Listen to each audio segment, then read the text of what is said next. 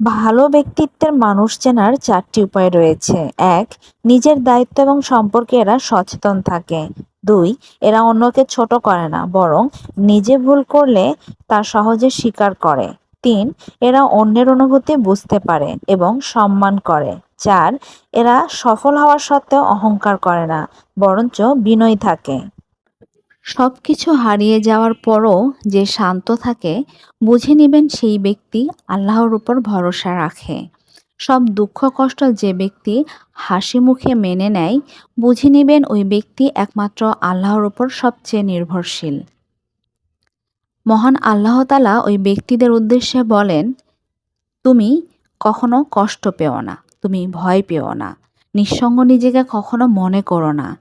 সবাই তোমার সঙ্গ ত্যাগ করলেও আমি সবসময় তোমার সঙ্গে আছি।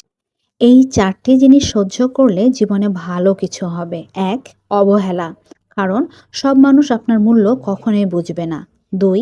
পরিশ্রম, কারণ এটি আপনাকে ফলাফল সময়ের সঙ্গে দেবে। ৩. প্রত্যাখ্যান, এটা আপনাকে নিজের প্রতি বিশ্বাসী ও সাহসী করে তুলবে। এবং ৪. কষ্ট সহ্য করতে শিখুন, এটা আপনাকে জীবনে শক্তিশালী করে তুলবে।